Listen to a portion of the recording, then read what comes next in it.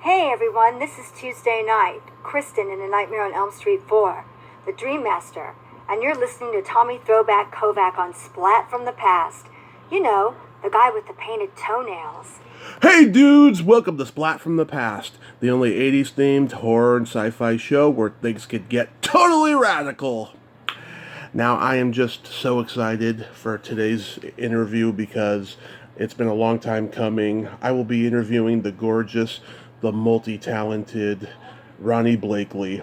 You all know her as Nancy's mom in Nightmare on Elm Street, the original. Of course, she was in her Academy. She did her Academy Award nominated performance in Robert Altman's Nashville as Barbara Jean, and she's been in lots of other movies. And she has a new album out called Atom Bomb Baby, which is a wonderful, wonderful album. I highly recommend it. It's on YouTube, and it is a wonderful album of versatility and musical wonderment. That's all I can describe it as. It's going to be a wonderful show today. I met her a couple years ago at Monsterpalooza, and she was just a wonderful, special lady. And it's going to be an honor to interview her today. So yeah, here is my interview with Ronee Blakely.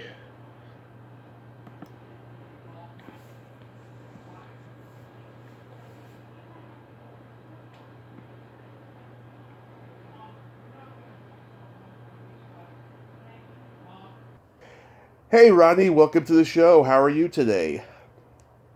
Thank you, Tommy. I'm good. How are you doing? And where are you calling me from? I'm doing good. I am calling from Redding, California. From Redding. Okay. What's your nearest big city? We are like between um, San Francisco and Sacramento. Beautiful. It's a beautiful countryside, yeah, but I wouldn't want to live here.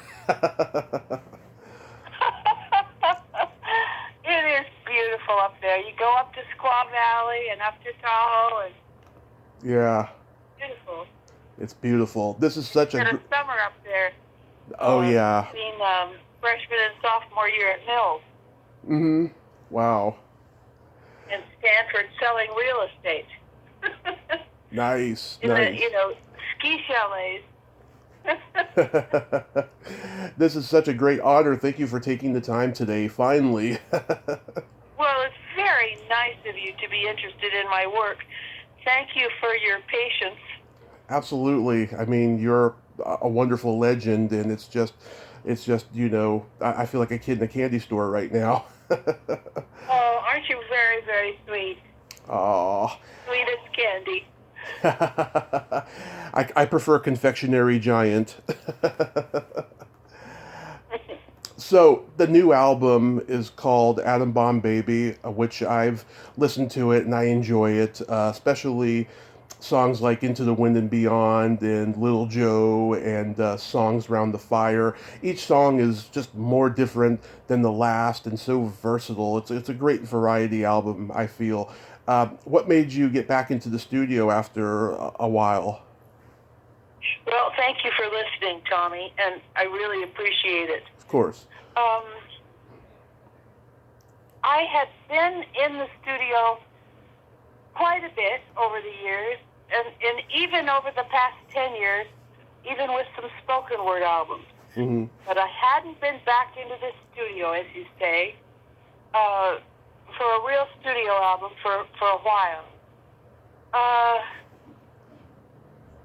When I think of what got me back in, I think I would just have to say the songs, the music, and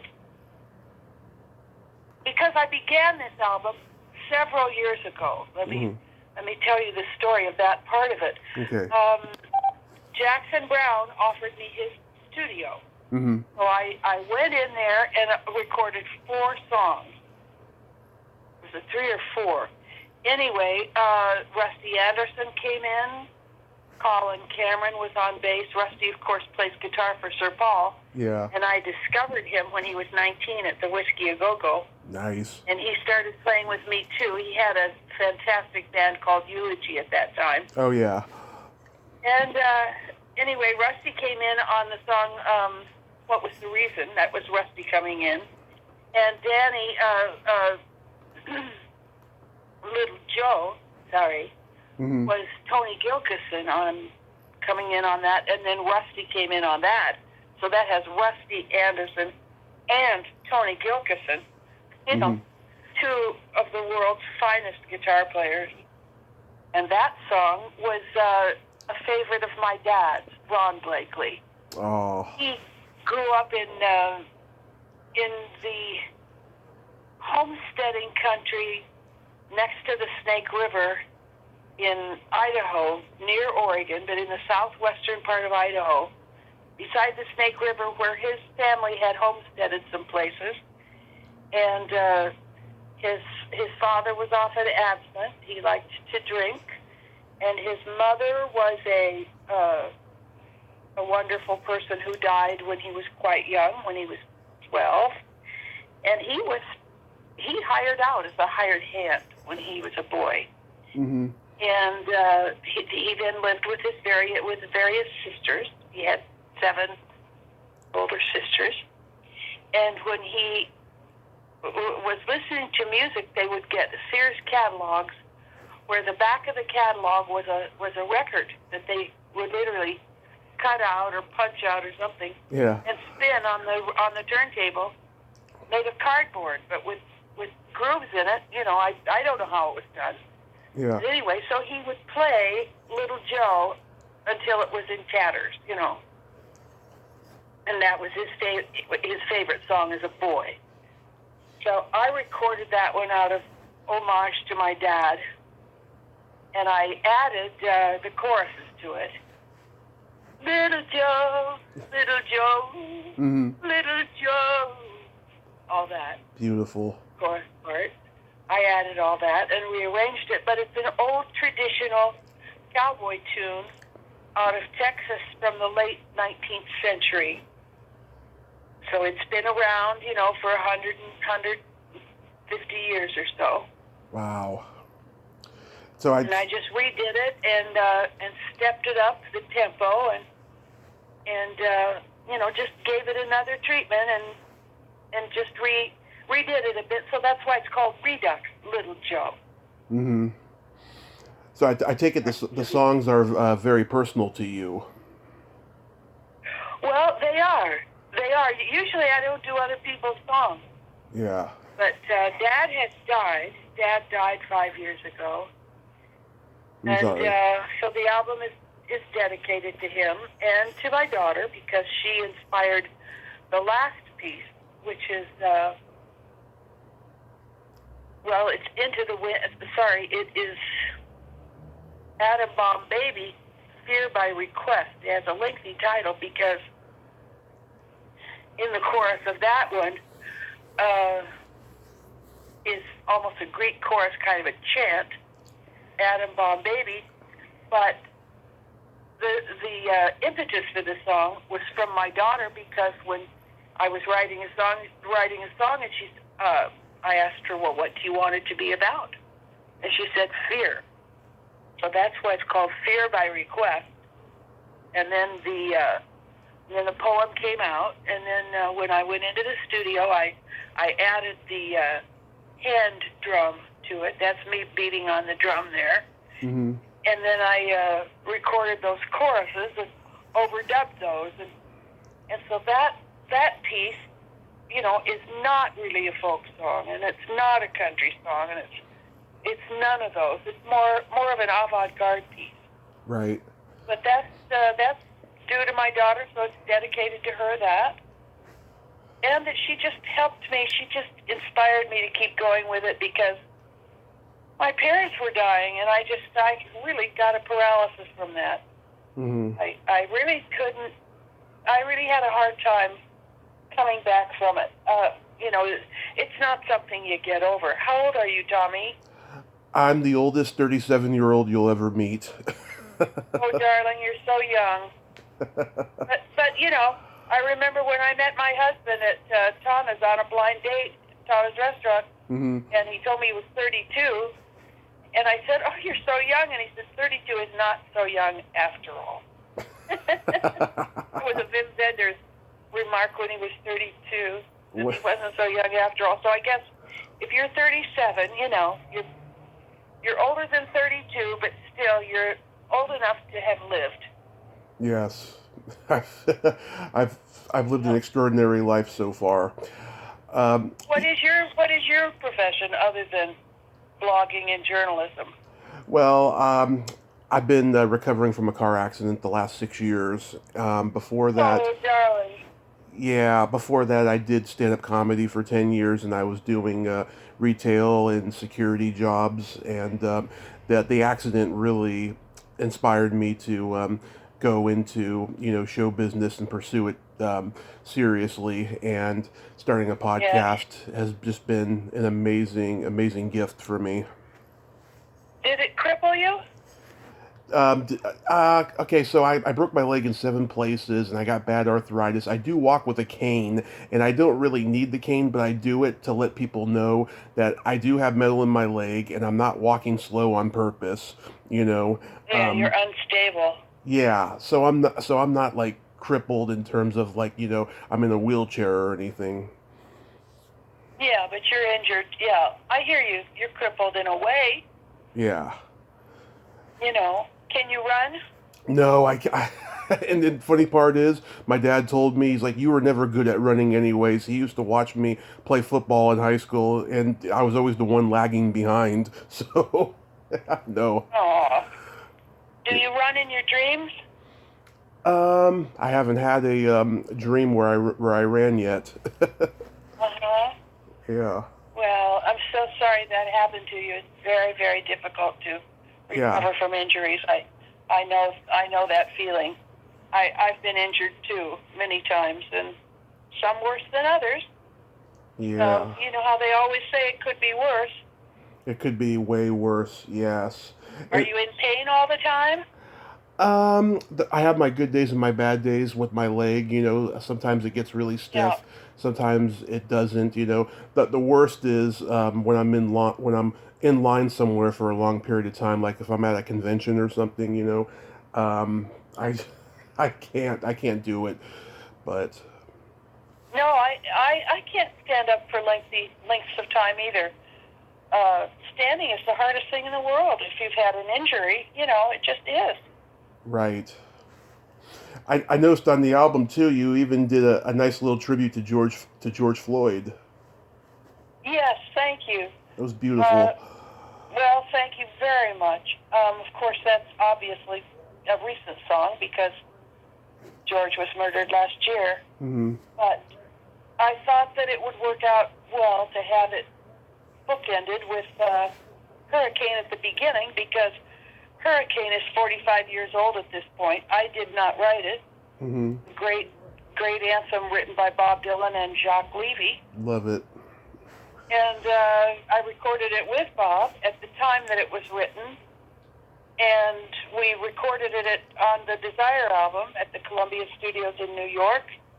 And then we went on tour the next day for Rolling Thunder Review and performed it on stage, for 30 days and 30 nights, or, Yeah. 40 days and 40 nights. Yeah. I don't know how long we were out, but so it was an important song in my life and an important song in the lives of everyone because it was an influential song. Yeah. Worldwide. It was a hit, and it was a civil rights anthem, and it freed Reuben Hurricane Carter Mm-hmm. from prison as a result. And we had a Madison Square Garden show, where lots of stars showed up. Mm-hmm. And I had my solo part of the show. Wow. And it was just great. So it was an incredible experience, and it's not over in a way because Martin Scorsese made a movie about this tour Mm-hmm. called The Rolling Thunder Review, Right. the Bob Dylan story by Martin Scorsese. Have you seen it? I haven't seen it yet, but I want to badly. Do you have Netflix? I do. Is it on Netflix? Yes, it is. Okay. And it just came out on Criterion. So people who are enrolled with Criterion or who subscribe to that should be getting it in their mailbox. I haven't seen it yet. the DVD. Mm-hmm. I've heard it's great and all that, and I'm sure it is great. Criterion Issues, great quality work, Oh. great quality, products. Their hardware is so good, and their Blu-rays and whatnot are such high quality. Oh yeah. So I'm sure it's just fabulous. But so Hurricane is in there, and I'm in that movie. I'm not starring in it, but I'm co-starring in it. Yeah. And I'm listed as, I guess, as one of the leads. And for that tour, I guess I was fifth billed. Yeah. I can't remember right now. What I was thinking whether I was fourth billed or fifth billed. Bob Dylan, Joan Baez, Ramblin' Jack Elliott, Bobby Newirth, and Ronnie Blakely. And then, of course, people came and joined the tour all the way along. How was Joan Baez? And, pardon? How was Joan Baez on that tour? Well, she was wonderful. I mean, I had met her. She doesn't remember this. Mm-hmm. But I had met her because in between Mills and Stanford College, which is where I went after Mills and graduated Stanford, in between there I worked at iMagnin for a summer. Mm-hmm. And Baez came in to buy court clothes. He had been arrested for a sit-in, and she was buying court clothes, and I'm the one who sold them to her. And then she invited me to come to the People's Park in Berkeley, where she was performing the next day. Yeah. And I went. That's cool. And then at Stanford, my boyfriend was David Harris, Mm-hmm. who was the president of the student body and founder of the resistance movement, the nonviolent resistance to the draft, Yeah. for which he served 18 months in prison as he had performed an act of civil disobedience. And of course, one must pay the result of that violation in a land where rule of law is the standard. When you violate that rule of law as an act of civil disobedience, you must pay that consequence, which in this case was 18 months at La Tuna Federal Prison in El Paso, Texas, where I performed, by the way, Yeah. for the prisoners. But yeah, to go back to Joan, then I left when I left David Palo Alto and went to New York to go to Juilliard for graduate school.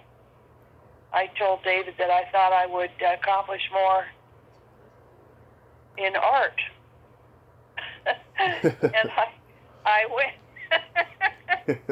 Whether or not I was right, who knows? But anyway, I went, and then he came to New York to visit me and told me that he had met someone, and that someone was Joan Baez. Mm-hmm. And then he married her. So she married my former boyfriend. Awkward, huh? Not at all. No, not at all. No, I was very happy for David. Very happy for him. I mean, Wow. you have to be happy for someone when they find love. Of course. Through love and whatnot. That's a good thing. Do you have plans for I was another? very happy for him and told him so. I said, yeah, you got to go for it. Do you have plans for another album? Well, I do, but I'm not sure exactly what it's going to be. I'd like to get some recent songs. Some songs from the early '70s were recently brought to my attention. Mm-hmm. I have tons of songs, Tommy. Yeah. Tons. I mean, probably 100 that haven't been recorded. Well, Dues is one. My coffee, and they're in the past. And yet now is a time when these kinds of things can be brought out. Yeah. Well, there are 3 songs that I may bring out that were discovered in Earl McGrath's closet, as it has been announced. Earl was president of Rolling Stones Records. He was a bon vivant, married to an Italian princess, collected art, Mm-hmm. was an art dealer, and a friend of mine in the early 70s, when he was also a screenwriter, and I gave him some of my tunes to listen to. Mm-hmm. and evidently he hung on to them because at the time of his death, after he died, may he rest in peace, his closet was gone through and my songs were discovered in there. Yeah. So some people have wanted to make an album of the songs that were in Earl's closet, some Rolling Stones, some Hall & Oates, but they were all related to him, to his record company. Yeah. Yeah. Mine were, as a friend, listening, and he just never gave it back to me. But anyway, so there are those three that need to be brought out. They're good quality studio recordings, and then I have an album of 1980s songs that I'd like to put out. Nice. And I have a further album of poetry that I'd like to put out, and then back to the new songs. Oh, as well as a film that I have made, my second feature film, which is called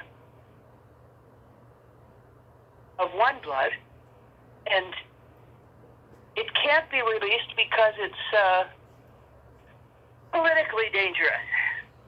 It's about a suicide bomber. Mm-hmm. And yet the soundtrack can come out. So this is a recent work. And so we'll see. I'm not sure, I'd like to get my first film that I made, which is called I Played It For You. I'd like to get that onto Netflix. Yeah. So it has been available as a DVD and as a CD, because it also has a soundtrack. But I'd like to get that onto Netflix. So that's kind of a goal. And writing a book, making a book of the poems I have written for my daughter's birthday. Beautiful. That's another goal. At what age did you start gravitating towards music and singing? It was early. I'm also working on a memoir. Nice. I started singing at 3. Sorry, it sounds funny, doesn't it? No. It makes perfect sense. I barely remember it, which was on the church stage at my grandparents' church. Right. In Idaho, as part of the Christmas program. Part of the Christmas pageant. And Mother told me that I sang loud, and she was bothered by it, and she apologized to the preacher. And he said, "Oh, let her sing. Don't hold her back. Let her sing." So anyway, I guess I continued to sing loud. And that was kind of the beginning of it. I started piano lessons at 8. Mm-hmm. So yeah. I was always playing music, and I was always in the school plays. So it's been a lifetime of doing it, really. Yeah, that makes perfect sense. I started doing comedy, when I was like 3 or 4. I would entertain the family after dinner. Oh, that's hysterical. Same thing in a way. Yeah, Oh my gosh. Yeah. That's fantastic. Oh yeah, I'd dress up in my own and do my own Saturday Night Live sketches and stuff. I was a riot when I was a little kid. Well, that sounds absolutely great. It's the same thing. We were doing the same things. Your gifts were in comedy. Mine weren't. Although some people did vote me class clown, but Really? a couple of my girlfriends, I think. Yeah. But, I love comedy. It's not my number one thing, but when I do it, I love it. And I have done it. Mm-hmm. I've done some comedy, yeah. What's your shtick? What's your beat? What kind of comedy do you do? Well, I was doing, politically incorrect, raunchy kind of a comedy. I was putting in lots of pop culture stuff and just kind of, kind of satirizing the kind of the stuff I liked about pop culture and all that stuff. And it was fun for a while and stuff. And then I kind of became disillusioned with it. I wasn't treated very good when I was doing stand-up in the Bay Area. No one is, hon. Yeah. No one's treated well. Yeah. We all have our stories. Oh, yes. And you mentioned, you went to Mills in Stanford. Yeah, I'm born and raised in San Mateo, and I would go up to San Francisco or San Jose to do comedy. And God, everybody wanted to be a comedian. Everybody. It was so competitive. What clubs did you go to? What years? From 2006 to 2016, I would play at like the Purple Onion. They changed the name of it. I can't remember what it is now. I would do Wish this. they wouldn't do that. Yeah, I would go to the San Jose Improv, Rooster Teeth Feathers in Sunnyvale, which has been around since the early '80s. So many great comedians played there, and I tried to getting in at the Punchline in Cobb's, but it was way too hard, and just you had to go there every Sunday until they decide when you go up, and it's just like I don't want to do that. Well, you have to do it. In other words, it's just like the things you have to go through. Yeah. But unless you're charmed, you don't just get plucked out of the small town and placed on stage. You have to work your way up to it. That's why I did a lot of the alternative rooms, just the coffee houses. You just sign up and go on, and Yes, that's great too. That's great experience. it was great. Yeah, I bet you played your share of coffee houses in New York, right? Yeah, I still do. If somebody called me up and said, come and play the coffee cantata or whatever, I probably would. As I say, cross my palm with silver, but right now nobody's working. Mm-hmm. We like to get paid. We like to be professional. Yeah. That's one thing that's tough about the current environment, which is when you can't get paid for your work as you're accustomed to, Yeah. it makes you feel like you're an amateur, Yeah. It's terrible. So I think that's tough, but on the way up, it's okay. Mm-hmm. Just that once you're at a certain level, you don't want to have to do that again, No. But no, I love coffee houses. Did you ever know of Passim in Cambridge, Massachusetts? No, I've never been to Massachusetts. There are some fabulous, coffee houses and clubs in San Francisco. Did you ever go to Enrico Bonducci's, The Hungry Eye? Oh, Were you alive then? Were you alive yet? Okay, get this. The Hungry Eye is now a strip club, and I've been there. Well, that was my first audition. Yeah. For David Allen and Enrico Bonducci in The Hungry Eye with guitar player Tim Kaihatsu while I was still at Mills College. He taught me my first Bob Dylan song. Anyway, we went over there and I auditioned. Yeah. And then David Allen told me to come back in 2 weeks and do it again. And I thought, well, that meant he didn't like me. Yeah. So I went to Stanford. 10 years later, or however long it was, when I did play the boarding house, which was another club, but David had taken over that club. Mm-hmm. And at the end of my 7-day, we used to play for 7 days, stint there, he said, Ronnie, didn't you used to go to a girls' school in Oakland? I said, David, how can you possibly remember that? And he said, well, of course I remember. He said, why didn't you come back? I said, well, I didn't think you wanted me. And he said, I wanted you. He said, I hear thousands of people. I don't tell them to come back. So, isn't it odd and interesting how life is? It is odd, and you did the right thing too, assuming that the guy wasn't interested, because that's basically the name of the game. You do the audition. If you don't think it goes well, you move on to the next.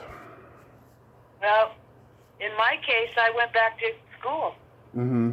I didn't continue trying then. Yeah. Didn't continue trying. Later is when I started. After I got out of Stanford, I went to Juilliard for graduate school. Mm-hmm. And then I started, after 1 year of that, I started in the theater, as a matter of fact. Yeah. How did you get... Determined that wasn't really going to be for me in terms of that I wanted to be a writer, at least at that time. Yeah. I wanted to write my work.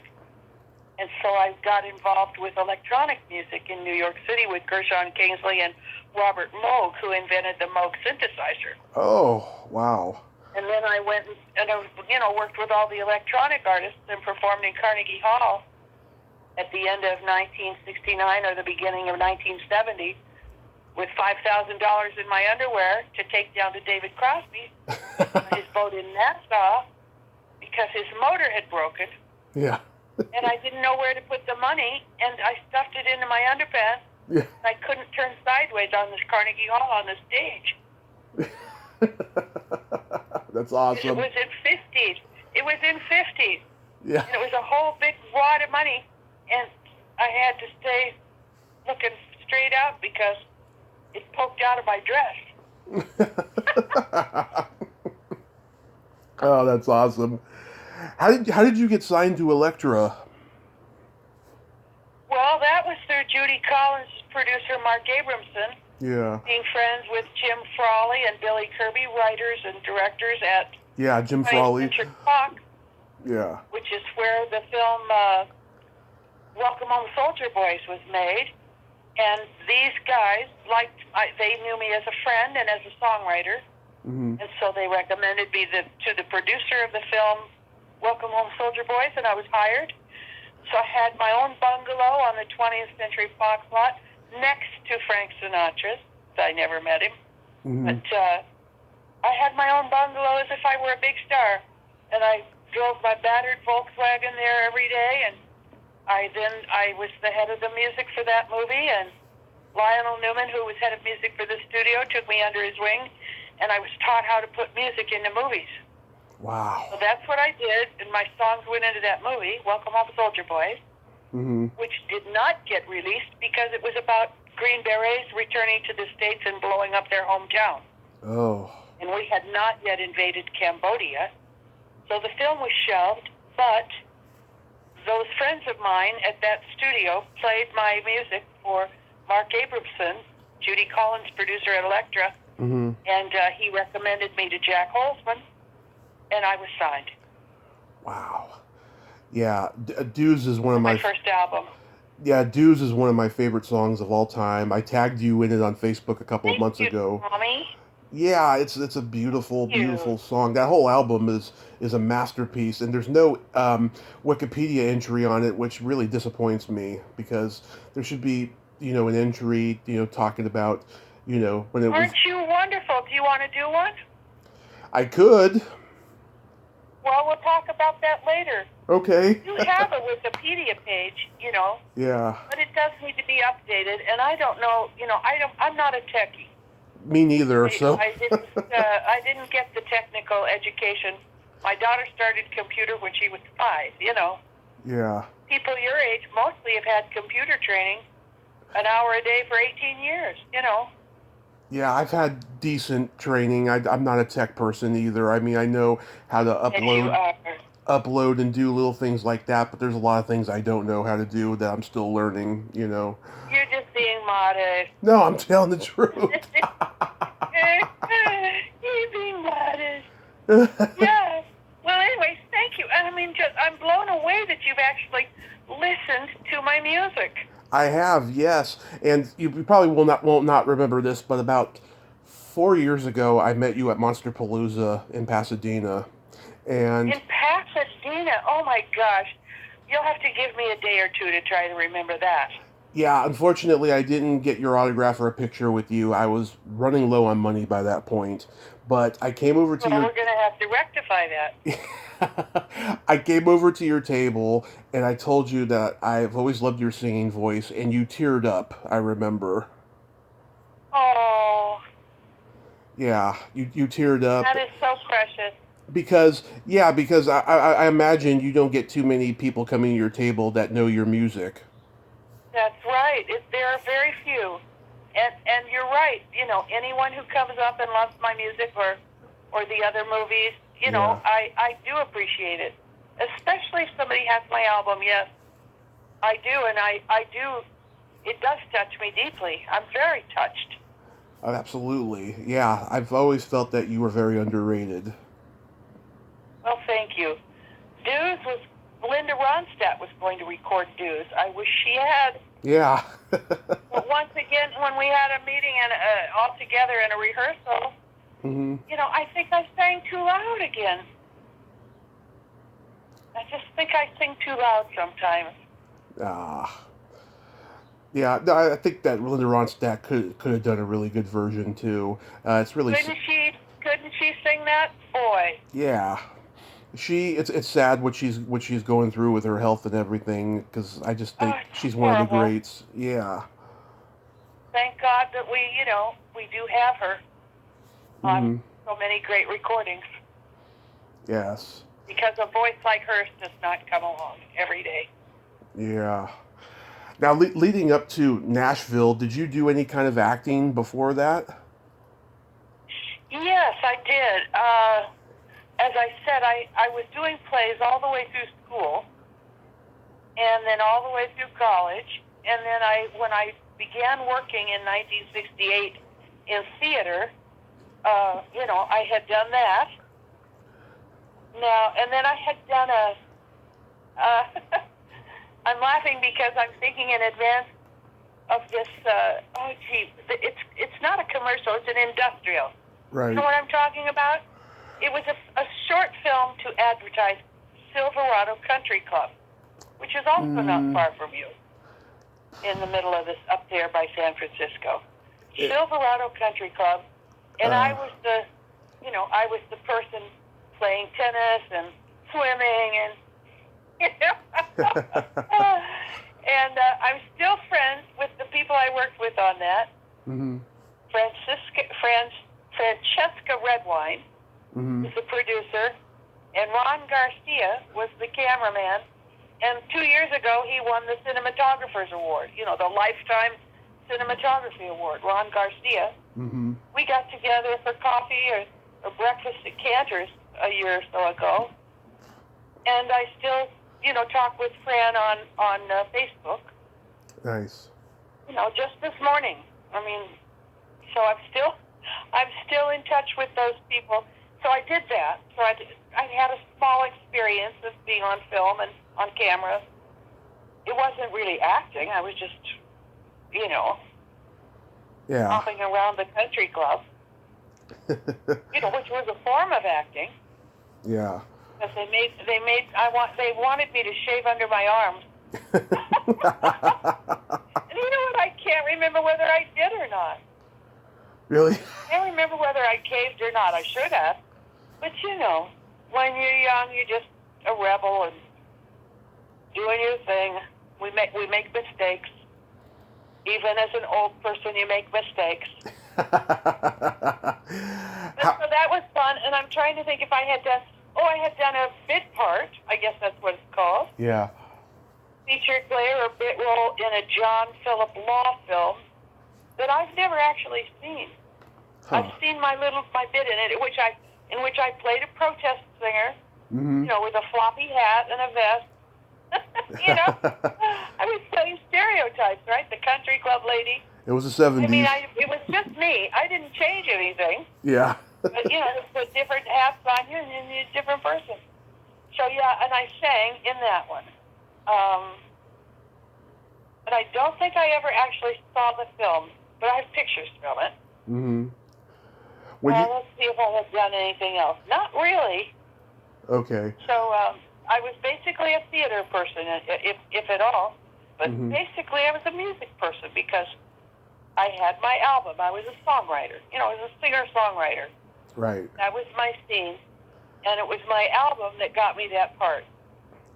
The album that you asked me about, and Dues, Hmm. and that was recorded by Elektra.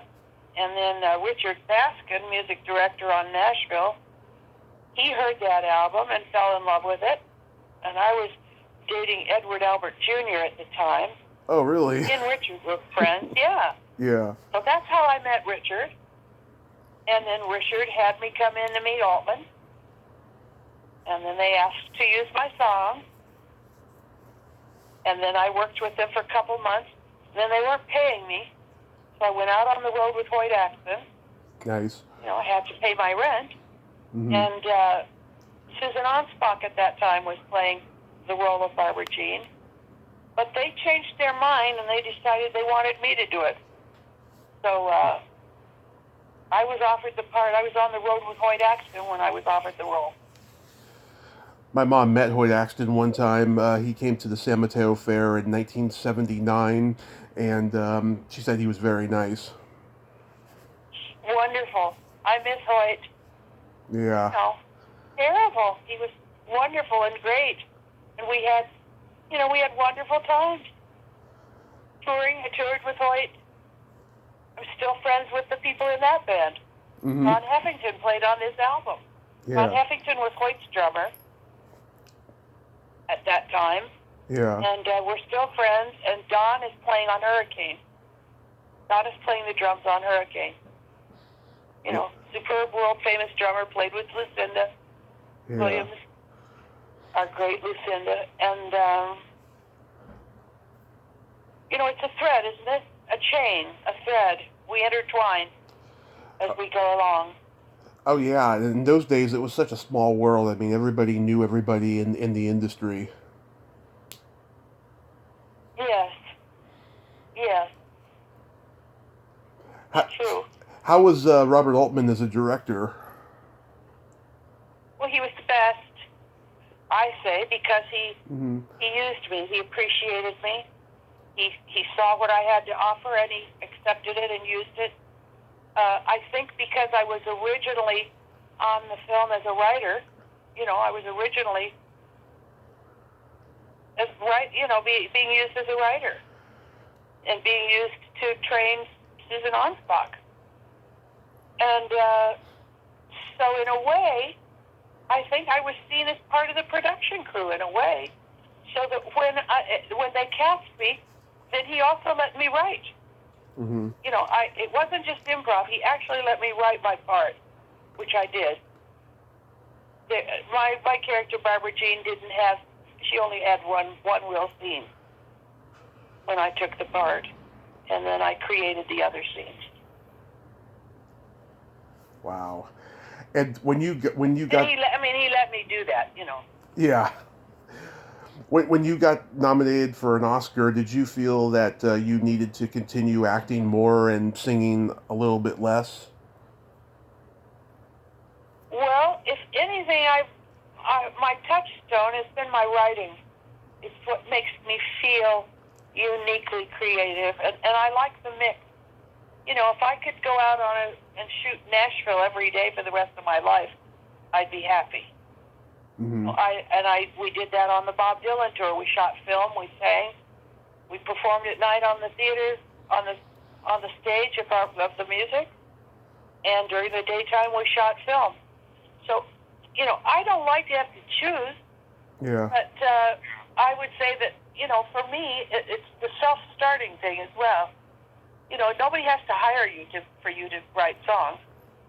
You write songs as you go along. Nobody's hiring you. You're not auditioning.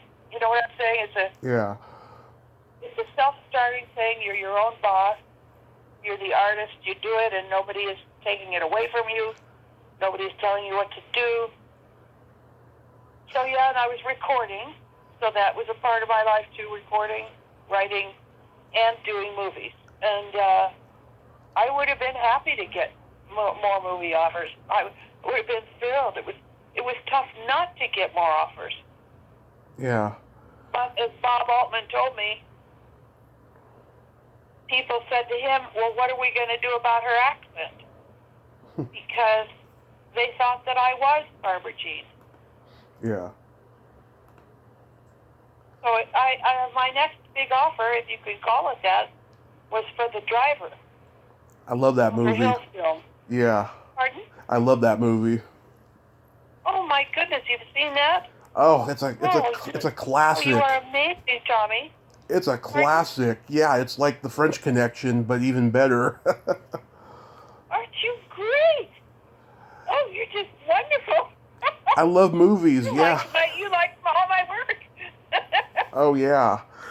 Well, and to get The Driver, I had to audition because, like I said, they thought I was too soft, and that I wasn't right for the part. So for that, Walter wanted to meet me at a little bar in Beverly Hills that I've never noticed before or since, just tucked in someplace there in Beverly Hills. And I took my secretary with me, whose name was Douglas Sosny. May he rest in peace. Oh. And I told him, okay, we're going to go in there, and you sit next to me, but don't say anything. Because I'm going to keep you a secret. And then when we leave, just get up and leave with me, and then Walter will know he's been had. and he'll know that I can do a criminal thing. I can, pull something over. Yeah. That I'm capable of putting an act on and doing a thing, pulling a little trick, Yeah. I don't mean a trick sexually. I mean yeah. a little scam, a little scam. Well, so I did that. So we went into the dark bar, and I sat and I talked with Walter. We had a nice talk, and then I got up to leave, and Douglas got up with me, and we left, and I got the part. Oh, that is awesome. Yeah, and I love how in the movie almost everybody doesn't have a name. They have like a character description. Yeah, mine was the connection. Yeah. It's so funny. You really are. You're a scholar is what you are. I definitely am. That I won't be modest about. You're not a comedian, you're a scholar. You're a funny scholar. A funny scholar. Okay, I'm going to use that. Yeah, let's get you up on stage with that. Yeah. Let's get you back up on stage. Yeah, we'll see what happens, I mean, this pandemic... Make jokes about your accident, Oh, I did. I made jokes about the accident. Oh, God. Yeah. I know. How was it working... Yeah. You worked with Larry Cohen a couple times. How was he to work with? Well, remind me, let's see, the Private Files of J. Edgar Hoover. Right, and then Return... Right? That's the title. And then Return to Salem's Lot. Yeah, in Return. Well, Larry was, he was extremely successful. It's an odd thing most people don't know, how successful he was. And I think The Private Files of J. Edgar Hoover is a good movie. It is a good movie. And I'm proud of my scene in it. I really have just one big scene. Yes. When I played his girlfriend at a young age. And he was terrific to work with. I met him terrific. It was ultra low budget. Not ultra, but just low budget. Right. I met him at one of his... Some limitations. Pardon? I was going to say, I met Larry at one of his last conventions, and he was very bitter, and like I tried to compliment him. He couldn't take praise very well. Well, I know what you mean, even though your words don't describe it. I know exactly what you mean. Yeah. Yeah. Did you notice on my profile picture, it's me and him? Well, I've got to go look at that. Yeah, it's me and Larry at one of his last conventions. And it was an honor to meet him, don't get me wrong, but like he was just bitter, and he was just like, come on, don't say that, No, he's a no-nonsense guy. Yeah. He didn't present himself as an artist, as an artiste. He was just getting it done kind of a guy. But the fact is he was an artist. He did get artistic things done. He sure did. Not easy to make movies. I don't know how he did it, but he did it, and he made money at it, and kept making pictures. Mm-hmm. So, yeah, I mean, I think The Private Files of J. Edgar Hoover is worthy of anyone's attention. Absolutely. And then you did a Western called She Came to the Valley? Yes, I did. That was, at that point I was allowed to cast the male leads. Nice. So I chose Dean Stockwell and Scott Glenn. Good choice. And Freddie, Good choice there. Thank you. Mm-hmm. Freddie Fender was Pancho Villa. Mm-hmm. And his manager would not let him ride a horse, so he had to sit on a saddle and walk back and forth. My God. I missed the days when Pardon? I was going to say, I missed the days when the female leads were named Willie. Like, there's no women named Willie anymore in movies. Willie Westall. Cleo Dawson, the writer of that novel, she died. Mm-hmm. But it was the story of her mother, settling the Rio Grande Valley, down where they grow grapefruits, right next to the border. I swam across the Rio Grande on a lunch break. And I had to swim back because the police came out, were yelling at me, "Get off the shore! Wow. Off the shore!" on their loudspeakers. So I just swam back. That must have been dangerous. Wow. Whew. I suppose it was, but I just, like I said, we would just do things. We didn't think about it. Yeah. Oh, back then, yeah. I mean, people would just do Yeah, things. Now you have to watch yourself in all areas. Yes. Plus, I actually had a condominium in Mexico, down in Baja for 15 years. Mm-hmm. I could, in those days, I could get up here at like 5, hit the road at 6, and get down there and be back by 1:30 in the afternoon. Now it takes 5 hours just to get to the border. So things are not the same down there. But we were on the border.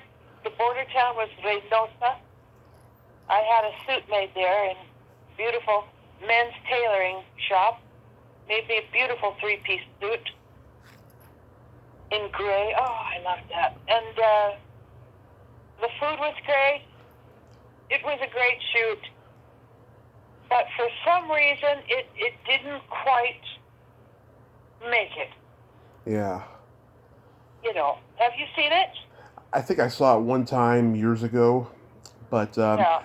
So, it was a starring role for me. Mm-hmm. And I loved, playing the Western and having a Palomino, which stepped on my toe, removing my big toenail. Ugh. When I gave it some sugar, it stepped on my foot and broke the toenail inside my boot. And then that toenail had to be removed, and I used it for a guitar pick. Really?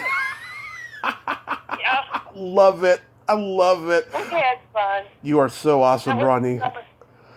Thank you, Tommy. Anyone who can admit Wonder. using their toenail for a guitar pick has my respect. I love it.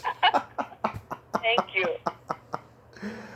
So are you astounded at that all these years later people just go crazy for the Nightmare on Elm Street movies?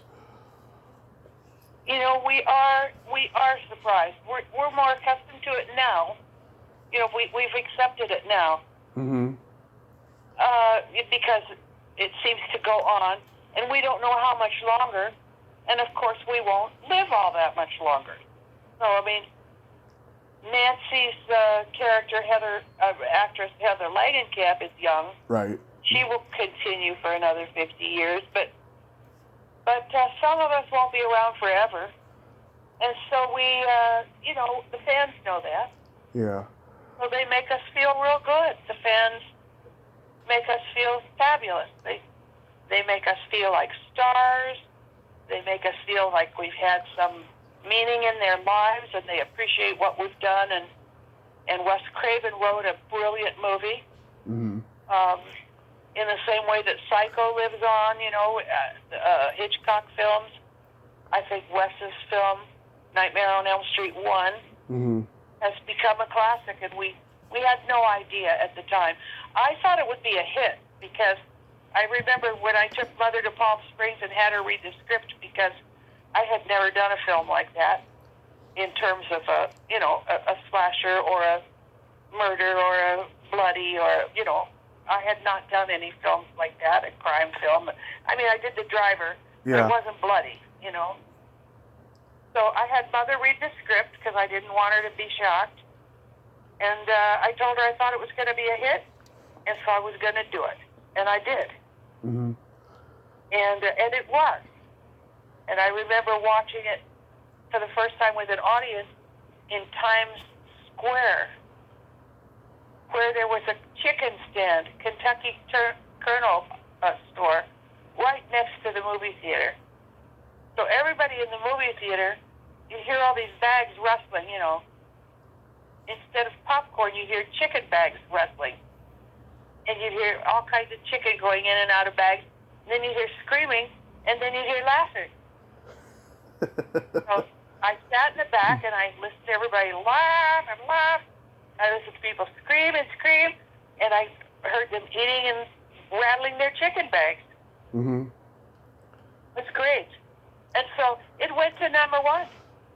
Yeah.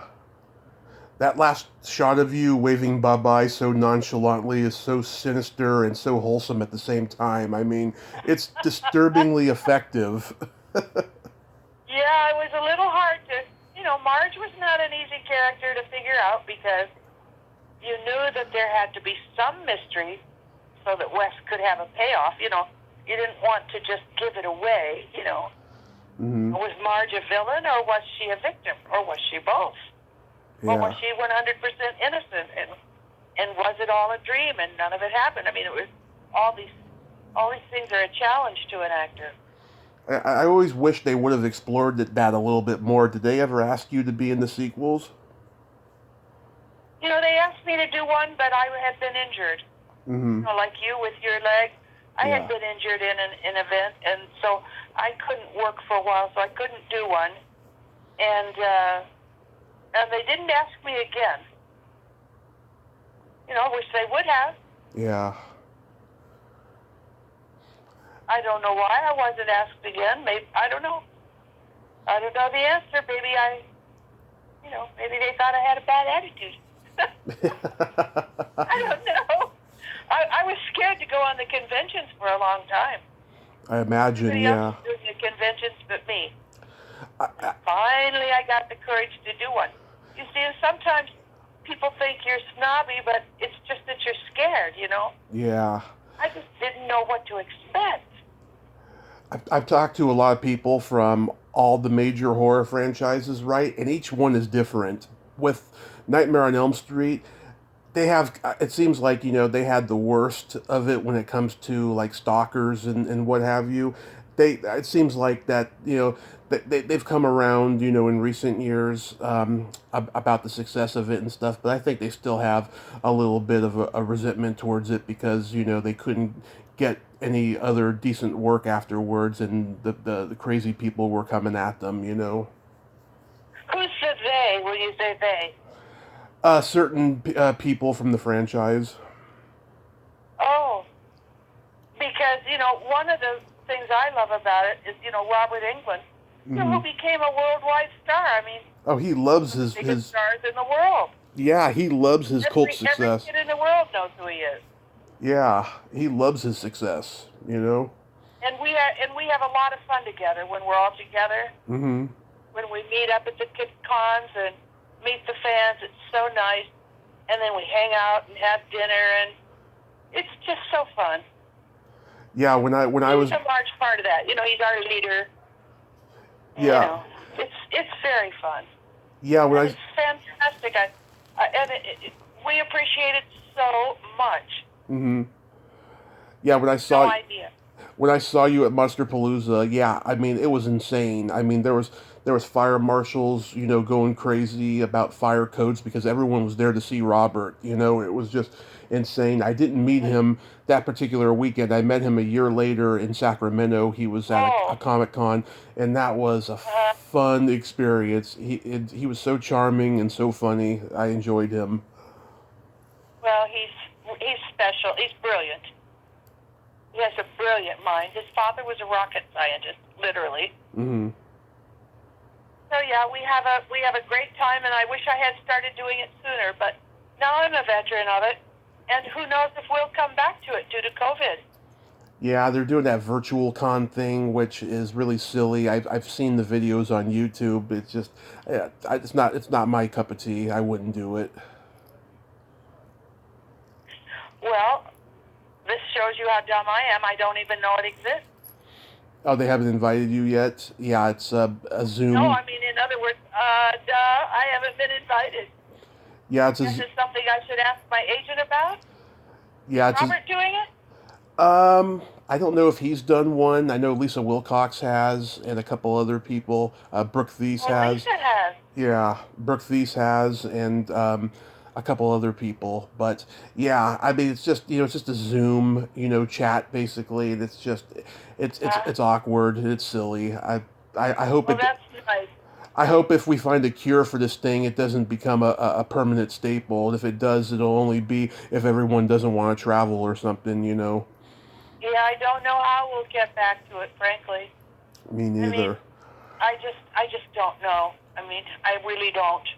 I think I could design something that would help it work, but I just don't know if anybody would be interested in putting that into motion.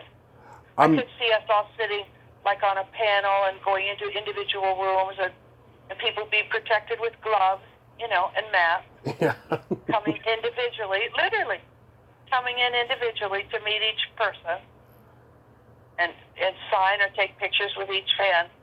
But as far as it being a huge group thing, I just don't know because of the danger to the guests. Yeah. Fans, I mean, being in a crowd. We can be protected. The actors can be protected. Mm-hmm. But I don't know if the fans can be. Yeah, they're going to have to use plastic shields like they're going to see Gallagher perform, smashing the watermelons. Yeah. Yes, and distancing. They won't be able to stand in a line for hours. Right. Like they do. And so I just don't know. And as I said, we're old and our movie is old, so who knows if interest will continue in our film. Who knows? It's amazing that it has continued at all like this. Mm-hmm. But we do enjoy it and we appreciate it. And it was very sad to lose John this year. Yeah, he was John Saxon. I lost 3 of my co-stars this year. Yeah. John Saxon, Tommy Brown from Nashville, and Alan Garfield, who played my husband in Nashville. Oh, he was a brilliant actor. I loved him. And also all the compatriots, compadres, comrades are falling away. Yeah. It's really, really devastating. Yeah, I have an idea for a new nightmare, by the way. I asked my agent about it, and I told Robert about it. Yeah. But whether or not I'll actually get it together to create it, I don't know. Wow. I would like to see, what I would like to see, because they did that Freddy versus Jason movie. I would like to see, like, almost a Fantastic Four, like, horror movie where it's like Freddy, Jason, maybe Leatherface from Texas Chainsaw Massacre, and maybe Pinhead from Hellraiser. And they do like a Fantastic Four, killing spree or something like that. Well, if you're into it, mm-hmm. and all these fans are into it, it's not my... I get queasy with the blood. Yeah. So I'm queasy about these things, and I had trouble watching the Nightmare on Elm Street one when Amanda Wisk gets hauled out in that body bag. It took me a while to be able to watch that. So I think it's still scary, but who knows what the kids today believe. Yeah, the only other horror I know that you did an episode of Tales from the Dark Side. Well, and that wasn't really horror, although the title would imply it. Right. But did you happen to see that episode?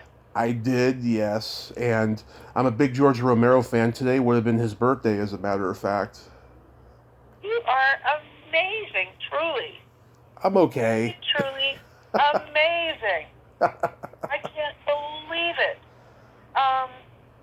If you have any good stills from the from the Tales from the Dark Side episode, would you send me one? I don't have a still from that. Sure. And Cassie Pines was my character. Mm-hmm. He was headed somewhere and got delayed in a bus station where she got involved with having her fortune told by this machine named Horace. Yeah. It was almost a one-woman show, that one. Cassie was talking the whole time. And that's an example for me, by the way, of plain comedy. Yeah. You follow what I'm getting at? Yes, because you're a very funny person. Well, thank you. I thought that Cassie was funny. I tried to make her a little bit funny. Yeah, it's a great episode. I love I love anything related to astrology. I'm a Gemini. You're a Virgo, right? Oh, you are too much. Right. Yeah, I get along the best with Libras, Geminis and Libras for some reason. You know who you sound like? You sound like Seth Rogen. Really? Rogen. I think think so, a bit. Yeah. I'm a big fan of Seth Rogen. I love his comedy. I Good. love his Great. movies. I think he is drop dead hysterically funny. But I do too. I do sound like him. Wow, I'm not even Jewish. Oh, I think you do. Wow, that's quite a compliment, Ronnie. Thank you. Good one. One thing I wanted to ask you really quick. I was reading that your mother was a pioneer in gay rights. Yes. Yes, Yes. Are you a gay rights activist? Are you active in the gay rights? not active, but I respect gay rights tremendously. Growing up in the Bay Area, I knew lots of gay people, and I've dabbled in bisexuality myself. So anytime I read anything about that, I have to bring it up. Well, the history on it goes this way. My brother Stephen, may he rest in peace, was gay. Our Yeah. family was conservative Idaho family, small town, and Stephen was closeted. Yeah. Even though I knew that he was gay. When he came out, he wrote a letter to our parents, and this letter was very beautifully written. And Mother was very proud of it, and they both, Mom and Dad, called Stephen and assured him they loved him no matter what. And then I had an article in People magazine about me at the time. I'm trying to think which one it was. I think it was the time of Nashville. And so we spoke about it at that time. And that he was gay. So that became a form of activism at that time. And then I was interviewed for the cover of The Advocate, a newspaper in L.A. By Vito Russo. And so that was gay activism. Then Mother, who was active in her church, the Disciples of Christ, a Christian church, went to their conventions every year in Indianapolis. And at the General Assembly of all the people, thousands of people from around the world who attend, she read my brother's letter. And she was the instigator within the church of the idea that gays and lesbians retain their positions and that there be no discrimination against any gays. And that became the foundation for Gay Alliance organizations to support LGBT, what am I trying to say? QT, the whole trans bi movement. Yes. As well as gay. You're talking about GLAD? You tell me the name of it. What's it called? Was it called GLAD? Yes, thank you. Yeah. Exactly. So Mom became, well known as a champion. She and Dad attended the parades and marched, and they were counselors. If any gay person wished to have some support, they called Mom and Dad. So Mom became very well known and is credited with this within the church and without the church. I mean, inside and outside. Mom is known as a champion, an originator of tolerance and gay rights within her church and elsewhere. That is beautiful. That is so beautiful. Where do you think we are now in terms of tolerance towards gays in this country? I think we made enormous strides. And then we had 4 years of repression. And I believe it will bounce back. I believe that with the election of Biden, probably every trans and gay and person in the nation breathed a sigh of relief. I mean, I think everyone did anyway, whether you're gay or not. But yeah, I think we've made incredible progress. I really do. My number one cause is the ERA, Equal Rights Amendment. Right. So, you know, the regular old woman, such as myself, or every housewife, or every secretary who doesn't happen to be gay, or even be of color, Mm-hmm. you know, we never got our rights. Mm-hmm. So in some ways, what's referred to as the queer community, the gay community, in some ways, they have more rights than we do. So we're still waiting to pass the Equal Rights Amendment, which should happen now. It's going to happen. There's a motion to go before the legislature to allow it to be amended into the Constitution. There's a detail of timing, but that's being dealt with in these motions. Mm-hmm. So that should happen now, and when that happens, then it will be part of the Constitution. Yes, it will. I think. And that will make us all safer. Anyone who feels, oppressed, which is most everyone except the white male have experienced oppression. You know, if you're Mm-hmm. a white male, you don't experience oppression. If you're anyone else, you do. Mm-hmm. So as a woman, I would say yes, I do believe equality is just about to happen. And of course, it will take who knows how many years to actually enter the lives of every citizen or person or human. And it will probably take 100 years to erase patriarchy. Yeah. But to answer you, yes, I think we have made incredible progress. Look at the military. What I don't understand is how they can elect different leaders every 4 years and allow them to issue executive orders saying, now I'm going to cancel what we've just been doing. I think that should be adjusted in some way. Executive orders have too much power and should be found a way to make things more, once something is established, it becomes a law, then it should stay that way, Yes. It shouldn't just be that one man could say, and now all the gay people in the military have to be fired, Mm-hmm. If one day, don't ask, don't tell. The next day, okay, go ahead and tell us, okay.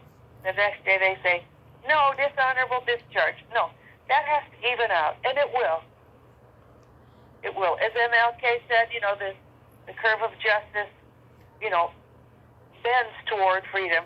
As Obama said, there will be ups and downs. There will be actions and reactions. That's physics. Right. Do you think a time will come where we'll not only have a female president, but we'll also have a gay president? Oh, no doubt. I think our first female president will be a woman of color, Kamala. Mm-hmm. Yeah. I think white women missed their chance, Yeah. We missed the Clintons, could have accomplished what the 60s were aiming for, and they didn't. Mm-hmm. So, And now they've taken up all that space in the room and been passed over. So it's going to go to the next people. The first female president will be a woman of color. It will be Kamala, then it'll be Alexandria Ocasio-Cortez, AOC. mm-hmm. So the album is out already. I know it's on YouTube. That's where I heard it. Is it available on your website for fans to buy? It is available on any site worldwide, whether it's Spotify, Amazon. It's available on all the sites worldwide for streaming. It is not available as a CD, Tommy. Mm-hmm. It's available for streaming now, everywhere. Beautiful. Beautiful. iTunes, everywhere. Yeah, Spotify. It's available for Pepsi. yeah, It's available for streaming, but you even made an album cover for it. I Oh love it. yeah. Oh, you have to have an image, Yeah, I love it. Yeah. and it's available as singles too. It's being distributed by Symphonic. I think that's what you were trying to get me to say. Yeah. It's available on Symphonic. If you go to Symphonic, enter that into your computer window, click on that, then when you get to Symphonic, if you enter my name, and it'll take you to the links where you can select whatever single you want.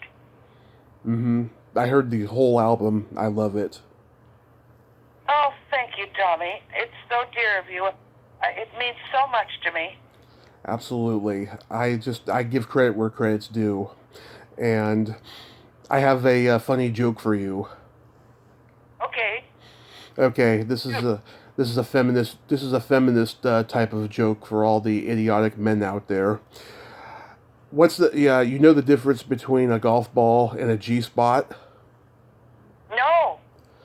A man rather spend 20 minutes looking for a golf ball.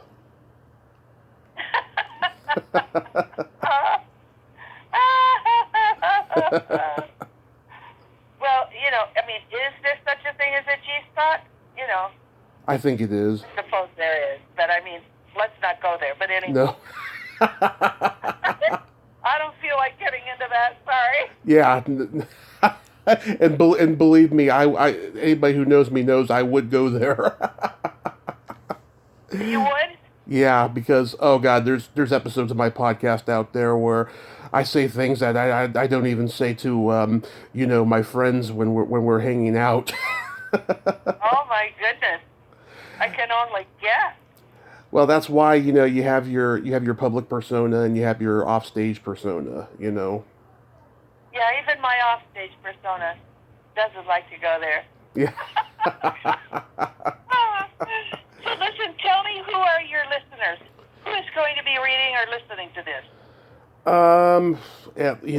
A lot of people I've interviewed subscribe to the show. A lot of, I guess, 30-year-old guys who still live at home listen to me. I don't know. I get a lot of strange people commenting on the videos, and they say things that just make my toes curl, and that I have to block them. Yeah. I know it's getting bad out there. I told you I have a furnished room for rent on the online for rent. Right. And somebody responded to the room for rent yesterday, calling me a bitch about Nightmare on Elm Street. Oh my God. People are just crazy, They are. Oh, I've had some bad ones, so I empathize. I wrote back, thank you very much. Yeah. I wrote, thank you, but please use this site for business of room renting or whatever, Yeah. Thank you again. Yeah. You didn't block that person, though? I don't even know. It wasn't a blocking thing. It wasn't on Facebook. It was on my email. Oh, okay. It was applying where people write me to apply to rent the room. He wrote me with nothing about the room. Just, Anyway, I won't repeat it. Yeah. Well, if you have Gmail, they have a block option for emails. So. Oh, that's interesting. Well, anyway, never mind. Enough said. I'm sure there is a blocking tool, and I'll have to ask somebody what it is. Ronee, thank you so much for coming on today, and I'm glad we finally got to make this happen. Thank you, Tommy. I appreciate your patience with me so much. It's just been wonderful talking with you. You're so much fun. Oh, thank you. You are too. And such a scholar, and really viewing and putting in the work and time to listen to my output, and I really appreciate it. You have no idea. Oh, my pleasure, Ronee. I look forward to meeting you and seeing you again. Although we met in Pasadena, yes, I would like to meet you in a different way where I can actually spend some time with you and see you and say hello. Well, I will let you know. After the pandemic is over, I plan on making a trip to LA for a weekend at least, and just see everybody. And yeah, it would be great. I'll let you know if it happens, and Wonderful. Call me. Okay. I sure hope it does. And will you be sending this show to me on the internet, or how will I be able to Okay. listen to or watch the show? My next interview is at 2 o'clock. As soon as I'm done, I'm going to upload this one and that one, and then I will tag you on Facebook. All right. Super. So thank you. I hope everybody will get and acquire my album, Atom Bomb Baby, double album. It's pretty long, about 48, 50 minutes.